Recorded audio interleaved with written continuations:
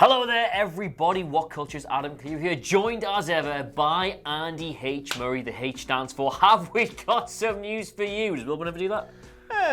Hey, going to now, and this is your hashtag Good After News on this momentous day for the content following the 2020 Royal Rumble. And coming up for you this afternoon, there is some disastrous NXT injury news.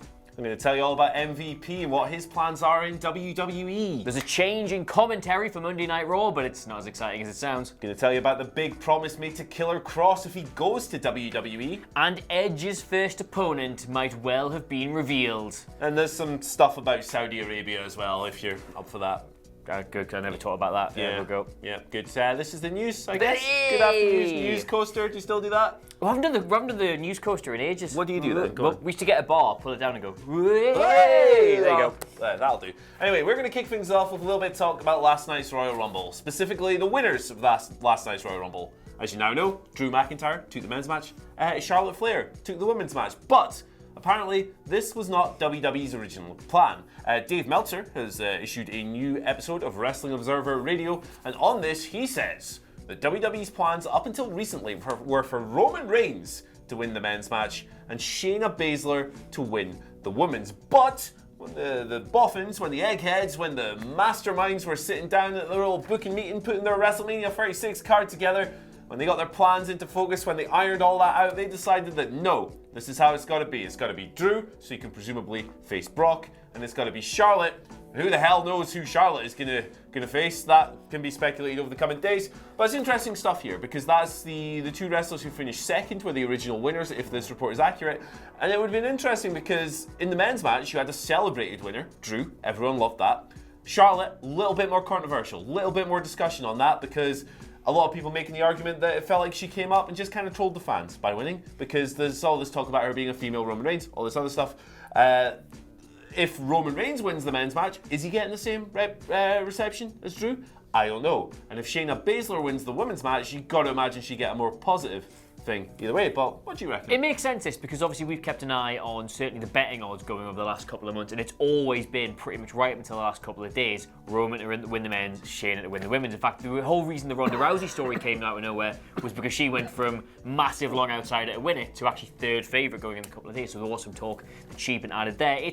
It's an interesting one, the Drew one especially, because if he'd not won it, you would have said, well, it's fine, because he eliminated Brock, you've set that match up anyway. So right now it feels like WWE had the opportunity to set up two main event matches in the Rumble, but then double down on Drew by having him effectively win both of them. Yeah. It's a bit of an odd one. I don't know what to do about Charlotte. A lot of people are going to talk about just yet more horsewomen versus horsewomen, but of course, as has been suggested by some of our great men colleagues here, she could go for an NXT championship and thus duck Becky, which would be a great piece of storytelling. So in short, Charlotte Flair versus Keith Lee for WrestleMania, confirmed. I would actually watch the hell out of that. And speaking of potential WrestleMania matches, although let's face it, it's going to be in Saudi Arabia, isn't it? Edge made his return last night to what I am not afraid to say was probably the pop of the decade. I realise that we've got 9 years and 11 months still to go, but I'm fairly confident in that 26 days in, I think that's pretty fair. Yeah, me too, yes. And obviously you will know he was pretty much joined at the hip, as you put in the news, with Randy Orton. They reformed Team RKO for a little bit, and then they turned on each other a little bit as,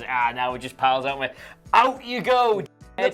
So it looks for all the world that Edge's first opponent back in WWE is going to be Randy Orton. If you think I've skipped a bit here, saying that he's going to have opponents, you may have missed the news that he was signed a new contract allegedly for more money and for more opportunities, for more things. They want him back in the ring. And you know what? If the man can take a deep six out of nowhere, which made me wince harder than I've ever winced before, he's probably ready to take an RKO. Yeah, he's probably all right, isn't he? Randy Orton versus Edge. That's, it makes all the sense in the world, right? Because they got the history from Rated RKO. They obviously reconvened in the match, had those interactions. Randy Orton, also well established as a safe pair of hands. He's over as hell as well. People love working with this guy.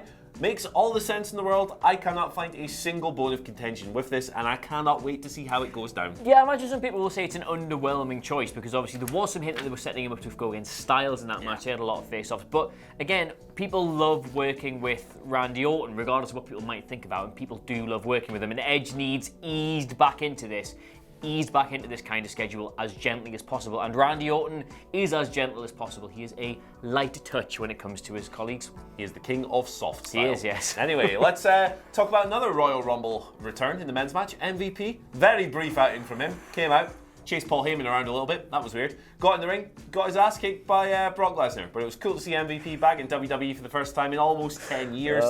Now, talk from Dave on Wrestling Observer Radio is that this was not a one-off deal. However, MVP will not be with the company long term. Dave says that MVP is currently set to work another handful of appearances for the company. So presumably, maybe we'll get a couple of Raw matches here and there, maybe another little pay-per-view thing somewhere down the line. Nothing concrete yet, but pretty cool to know that we're going to see the former US and Tag Team Champion on our screens for just a little bit longer. I have nothing of any real insight to add to this, but I just want to say I really enjoyed his Black Panther ring gear. Nice. But not as much as I enjoyed Booker T clearly getting fed the word vibranium down his headset, being like, what?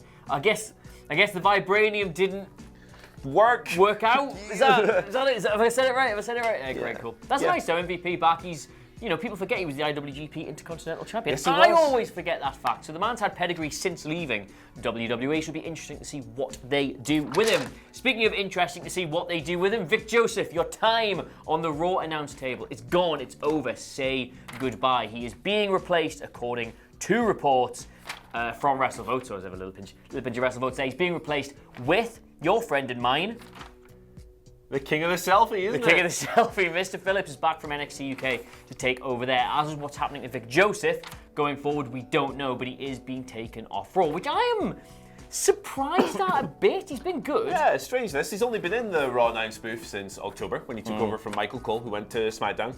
I thought he's done a good job. I quite like Vic Joseph. He's not offensive, does his job well. It was a nice little team. Dio Madden obviously left a short while ago as well.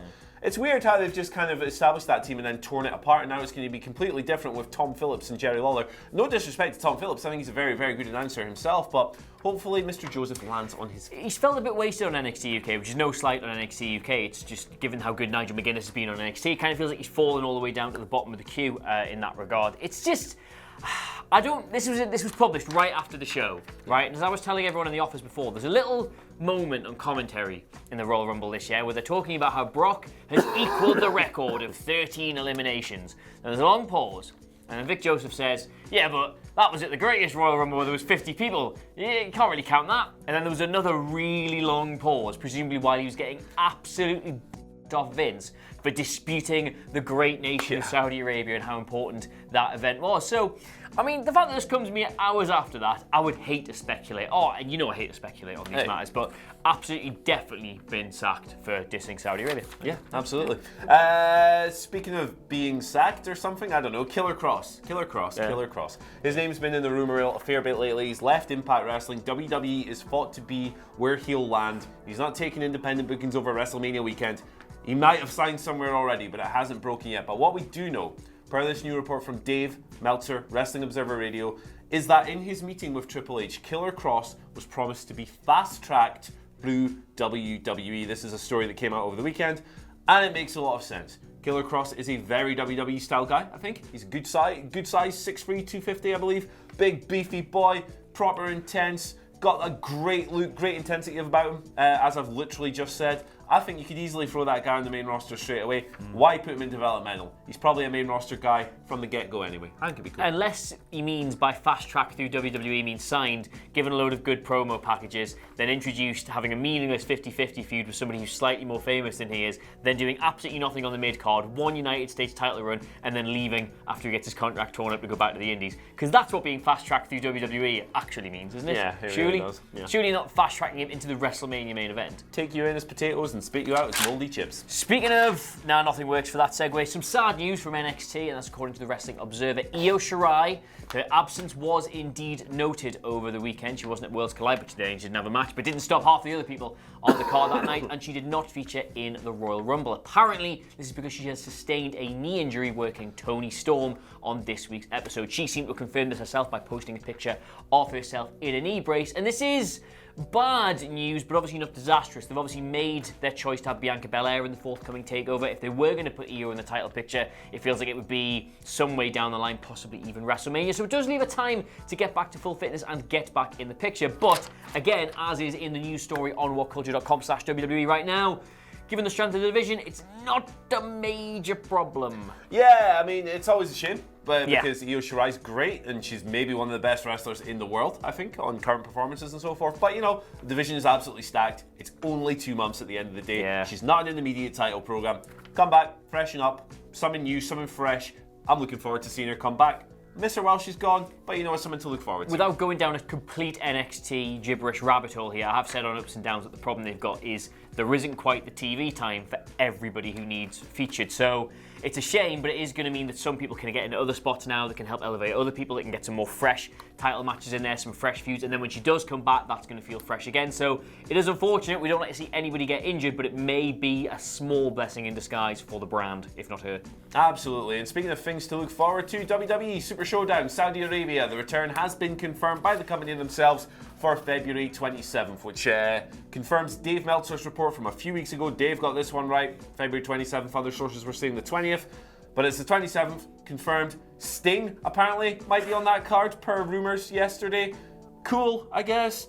Do we need to talk about this? I don't know. I've definitely said my piece on the Saudi Arabian shows and sports washing in general. So yeah, good for them. They get their payday, have a nice time. Fireworks. None of it counts. I'll have a good laugh at whatever the disastrous main event is.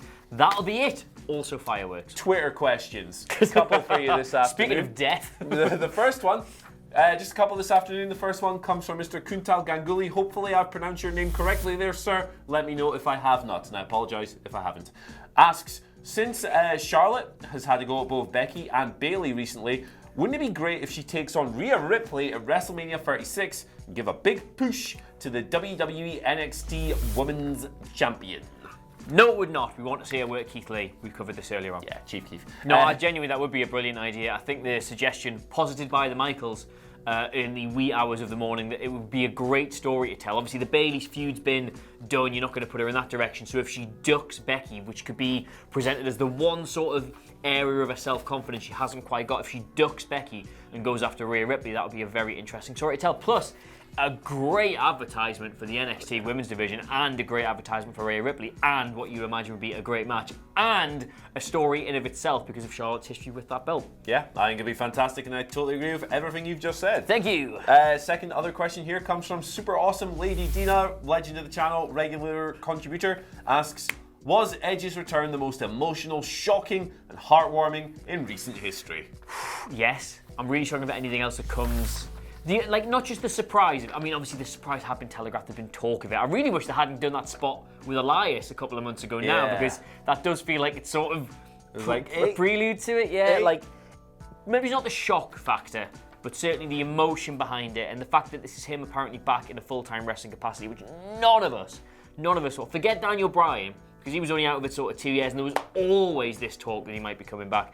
Edge retired, and that was it. Yeah. You didn't really hear anything. Oh, what if Edge comes back? What if Edge comes back? They didn't bring him back as general manager. They didn't start teasing all these feuds. Edge has just been gone, been moving on with his life, doing other things, and now he's apparently okay to work a limited schedule again. And if last night didn't go off, hasn't really missed a step. No, tremendous performance. I mean, he looked gassed after about 5 minutes, but he still hits a spear brilliantly. And he still There's a lot of people in WWE right now I think can benefit from working with him on a day-to-day basis because the way he sells the emotion stuff, like watch his face again when he comes down that ramp. Like, yeah, obviously it does mean something to him in real life, but that's a performative element of him. Yeah. And it was just great to have him back. There's a real moment in a fake sport and I absolutely loved it. And to answer your question, yes.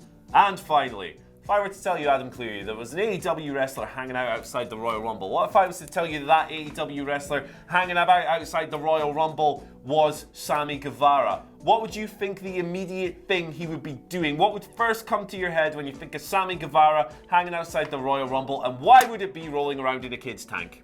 Because there he is. There he is. Thank you to Reddit poster Tropical Depression for sending this on. Sammy Guevara in a toy tank. So... That's brilliant. Yeah. That's the best thing. That's the best thing I've ever seen. Yeah. I have no insight on that other than it's good. It's better than Edge. So yeah. Yeah, there's your shocking emotional return. Yeah. A tank outside a WWE Sammy show. in a tank, presumably doing a DX-style invasion of the massive baseball arena. Either that, or he's hoping to unnecessarily lose to John Cena in a mid-card match. So yeah. There you go. Hey. Let's wrap this up. Yeah, let's Thank you very much for joining us on this hashtag Good After News. Never usually appears a second time, but whatever. This has been Andy Murray. I've been Adam Cleary. Don't forget to like, share, and subscribe. Where can they get you on Twitter if they wanted to do such a thing? Yeah, they can get me at Andy H. Murray. The H stands for Have a Nice Day. Can't believe I've never used that before. Have you actually not? No, not once. You should do more videos with Phil. And I've been Adam Cleary. You can get me at Adam Cleary, CLERY. The entire WhatCulture Wrestling family at your disposal at WhatCulture WWE. But in the meantime, thank you so much for watching. We have both been up since the wee hours of the morning and are going for a little spoon. And we will see you soon.